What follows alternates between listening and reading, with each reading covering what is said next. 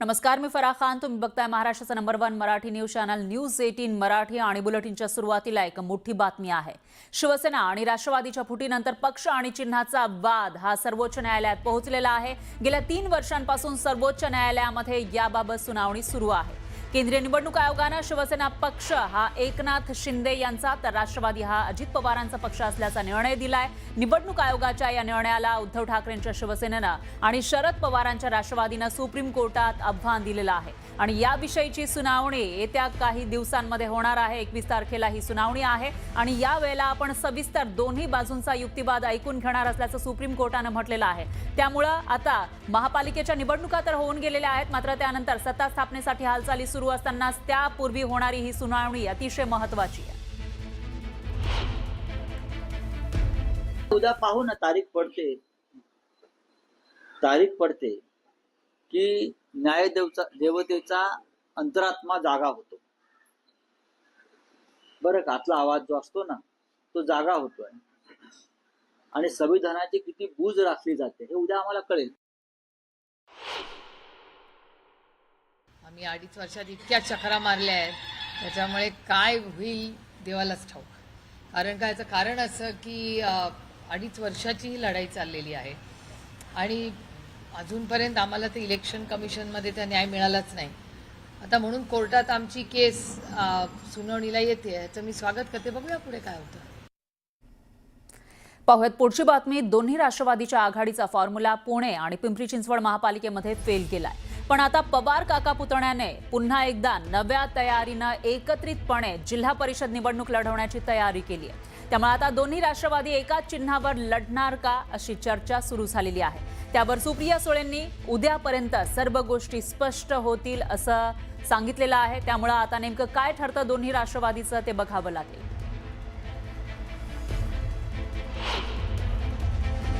खूप परमिटेशन कॉम्बिनेशनवर चाललंय. आता इंदापूर पुरंदर मधून काही फोन येत आहेत, त्याच्यामुळे आम्ही नॅव्हिगेट करतोय. आमचे अध्यक्ष विजय कोलते असतील, रोहित पवार असतील, हे सगळे त्या प्रक्रियेमध्ये आज आहेत. आज उद्यामध्ये सगळं क्लिअर कळेल की कोण कसं उभं राहतंय, कोण कुठल्या चिन्हावर कसं उभं राहते, सगळं उद्यापर्यंत पूर्ण क्लिअर होईल. उद्धव ठाकरेंच्या शिवसेनेमध्ये लवकरच मोठं बंड होणार असल्याचं बोललं जात आहे. चिपळूणमधील ठाकरेंच्या सेनेचे नेते भास्कर जाधव पक्षावर नाराज असल्याची माहिती आहे. जिल्ह्याच्या परिस्थितीवर प्रश्न केल्यावर भास्कर जाधव यांनी कानाडोळा केल्यानं चर्चांना उधाण आले. माझ्या मतदारसंघातील 3ही पंचायत समित्या जिंकणार असा विश्वास त्यांनी व्यक्त केलेला आहे. मात्र संपूर्ण जिल्ह्याचं सांगू शकत नाही असंही जाधवांनी म्हटलंय. त्यामुळे चर्चा सुरू झाल्या.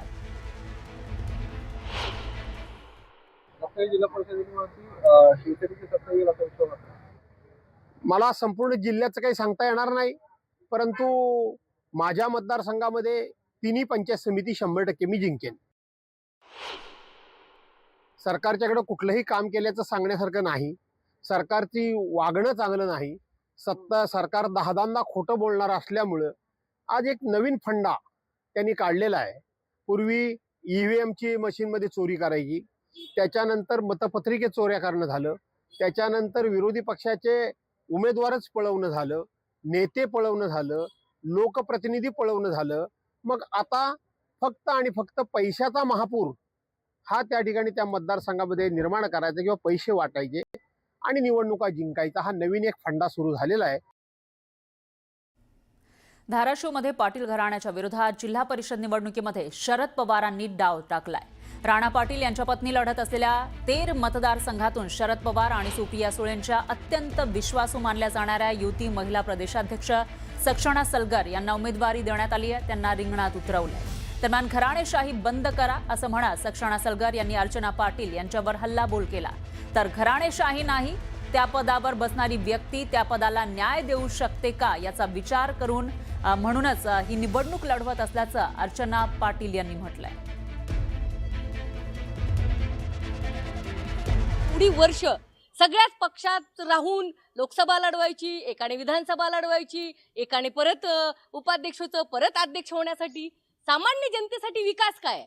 ज्याच्यासाठी निवडणुका असतात, लोकशाही टिकवण्यासाठी, लोकांचा विकास करण्यासाठी, त्याचं मात्र कुठलंही अवाक्षर त्या आमच्या तेर गटात नाहीये अशी लोकांची भावना आहे. आणि सारखं पक्ष बदलून सगळे पक्ष आपल्या दावणीला बांधलेत असं वागणाऱ्या लोकांच्या मानसिकतेच्या विरोधात ही निवडणूक आहे आणि मला क्लिअर करायचंय, ही निवडणूक मी कोणावरही अन्याय करण्यासाठी लढवत नाही.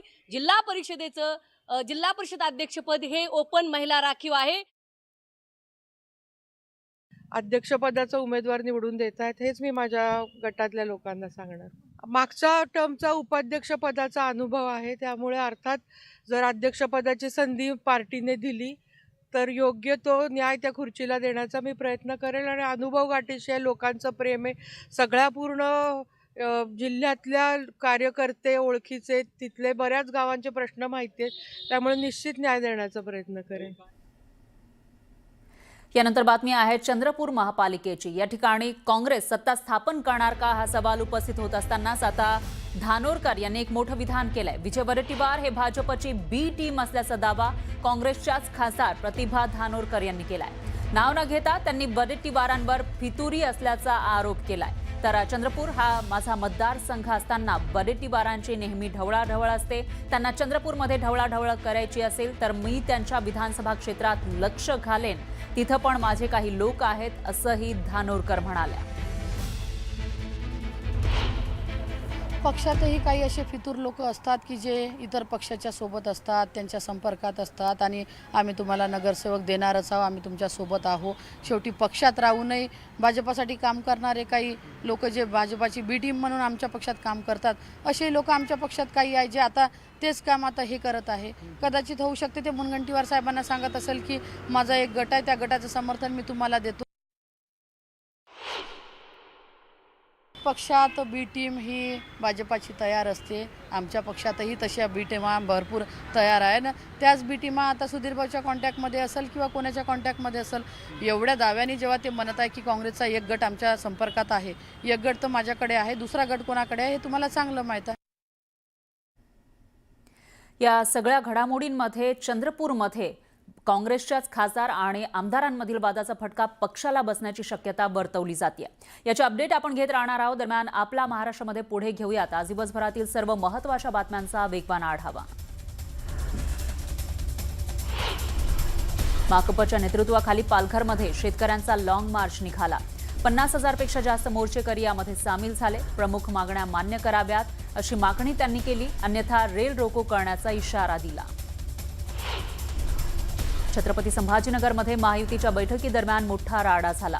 वैजापूरमधील नाराज भाजप कार्यकर्त्यांनी मंत्री अतुल सावेंची गाडी अडवली. वैजापूरमधील काही भाजप कार्यकर्त्यांचा युतीला विरोध आहे.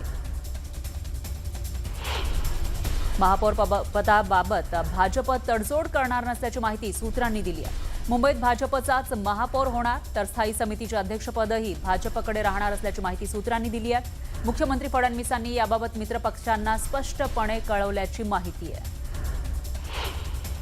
भाजपनं आपल्या नगरसेवकांना मुंबई बाहेर जाण्यास मज्जाव केलाय अशी माहिती समोर येते.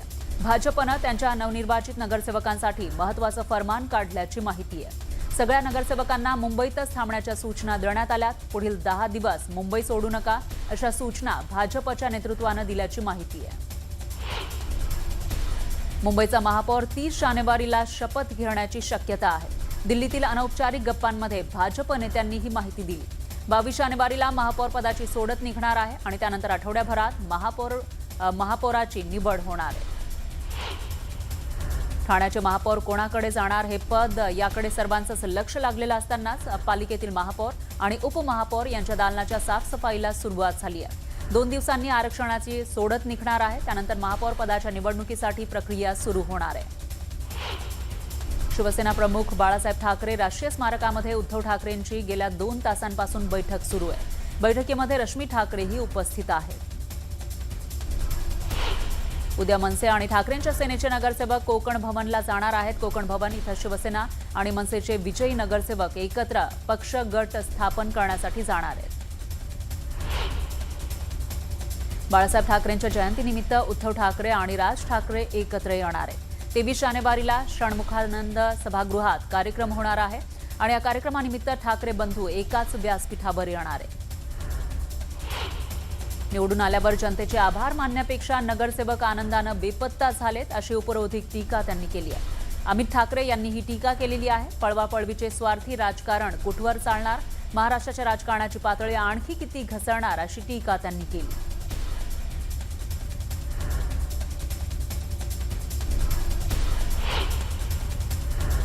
त्यानंतर बुलेटिनमध्ये घेऊयात एक छोटासा ब्रेक.